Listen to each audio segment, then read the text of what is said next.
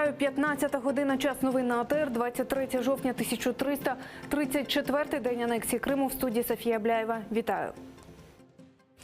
Нові обшуки в Криму. ОМОНівці обшукали будинок сина кримського громадського активіста Фазила Ібрагімова Енвера. За словами адвоката Еміля Курбедінова, в будинку шукали заборонену літературу. Фазил Ібрагімов – учасник полян протестів. Він давно займається земельними спорами у мікрорайоні Стрілкове в околицях Сімферополя. Активісти пояснюють нові обшуки тиском на громадський рух з боку окупаційних силовиків. У бахчисарайському кафе «Салачик» під прикриттям чергової перевірки нагрянули непрохані гості.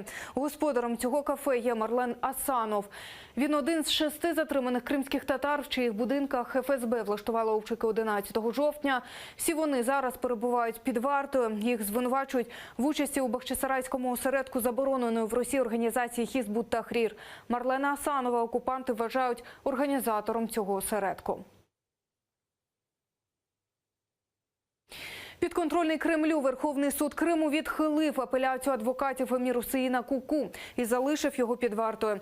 Засідання було закритим, а захисту відмовили в його аудіофіксації. У лютому минулого року в результаті незаконних обшуків в будинках кримських татар ФСБ затримала 12 осіб. Серед них представники так званої Ялтинської четвірки. Активісти Емір Усеїн Куку, Вадим Цирук, Енвер Бекіров і Муслім Алієв, яких звинувачують в участі в забороненій в Росії організації «Хізбут Тахрір». Емір Усеїна Куку звинуватили за статтею «Насильницьке захоплення влади» і включили до списка терористів і екстремістів Росії. «Свободу Умерову». Банер з таким гаслом з'явився на трасі Київ-Одеса. Таким чином, волонтери з Умані вирішили підтримати незаконно засудженого в окупованому Криму заступника голови Меджлісу Ільмі Умерова. Минулої п'ятниці з гіпертонічним кризом Умеров потрапив до Бахчисарайського шпиталю. Там його відвідали соратники та друзі. Його стан нині поліпшився. У вересні Сімферопольський суд засудив Умерова за звинуваченням у сепаратизмі до 2 років колонії поселення. Сейчас здоровье его нормализовалось, он получает капельницы, настроение бодрое. Но из-за общей нервозности, которая существует сейчас в связи с этими судами, я думаю, у него подскочило это давление. Стан 3 постраждалих в Харківській ДТП поліпшився. Одна дівчина у вкрай важкому стані. Про це розказала виконувачка обов'язків керівника обласного управління охорони здоров'я Галина Сіроштан.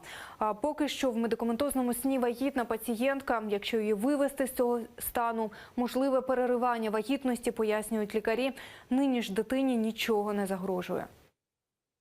Консиліум спеціалістів, які неодноразово проходять протягом доби, буває 3-4 рази, все-таки сьогодні наполягає на тому, що вагітна повинна знаходитися в медикаментозному сні. Як довго це буде, будемо слідкувати за параметрами її здоров'я. Ну і сподіваємося, що нам підскажуть ще наші провідні фахівці із київських вузів. ДТП у Харкові сталося увечері 18 жовтня. У центрі міста зіштовхнулися «Лексус» і «Фольксваген Туарег». «Лексус», за кермом якого була 20-річна Олена Зайцева, вилетів на тротуар. Загинули 5 осіб, травмовані 6. Нині Олена Зайцева під вартою до 16 грудня. Статус другого учасника резонансного ДТП в Харкові може змінитися. Про це заявив речник Міністерства внутрішніх справ України Артем Шевченко.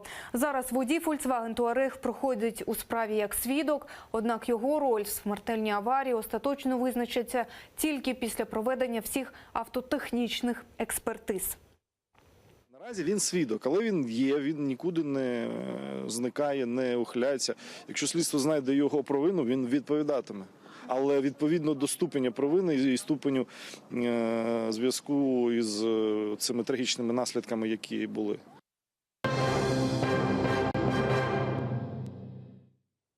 Віче під парламентом висунуло ультиматум президенту. Від Петра Порошенка вимагають в 5-денний термін внести в Раду законопроекти про антикорупційний суд і імпічмент президентові. Інакше погрожують радикальними діями. Строк ультиматуму закінчується у п'ятницю.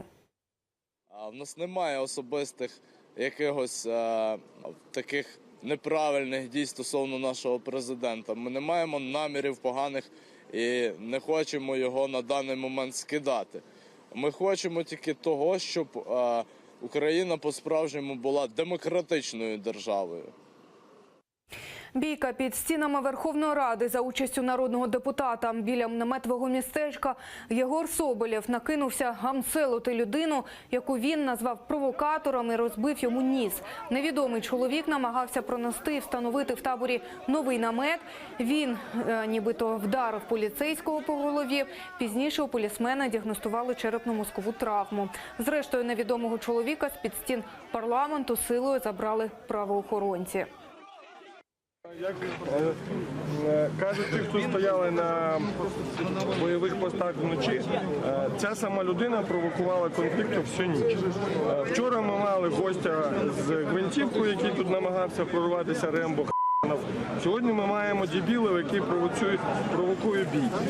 Це от ті вони провокатори, вони мене побили, тому що вони гади. Я себе сам бив, я хоч одного працівника ударив, хлопці. Я не... Ні, ви можете мене пакувати, я сам не піду. 6 постраждалих і 3 затриманих з початку мітингів під стінами Верховної Ради. Такі дані поширила представник поліції Києва Оксана Блищик. За її словами, серед постраждалих є 3 учасників акції, з них, а також 3 правоохоронців, зокрема нацгвардієць, спецпризначенець і поліціянт.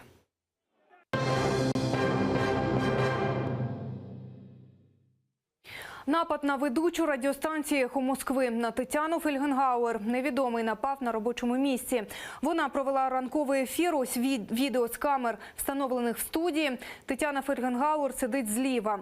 Після того, як жінка вийшла зі студії, на неї напав чоловік, озброєний ножем. Він увірвався на територію радіостанції та поранив жінку у горло. Нападник затриманий, ведучу шпиталізували. Редактор «Ехо Москви» у своєму твіттері написав, що загрози життю його колеги немає.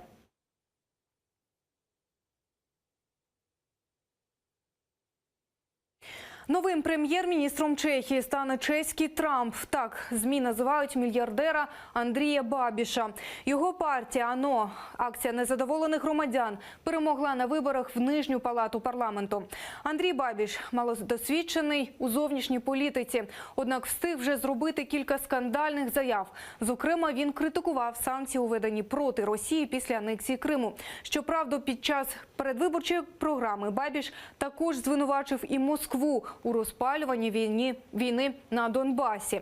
Як стверджують політичні оглядачі, Бабіш не розуміється у світовій політиці, однак йому вдалося зрозуміти настрої чехів, адже його партія набрала 29% голосів і значно відірвалась від решти суперників. В парламент пройшла рекордна для Чехії кількість партій – 9. Тож Андрію Бабішу, ймовірніше за все, доведеться формувати широку коаліцію. Nadšení a my vám strašně moc děkujeme. Strašně moc děkujeme. Ми дуже задоволені. Ми хочемо подякувати нашим виборцям за підтримку. Ми не очікували набрати 1,5 мільйони голосів. To jsme skutečně Це всі новини на цей час. Більше вже менш ніж за годину. Не пропустіть «Заман» о 16-й. Залишайтеся з АТР.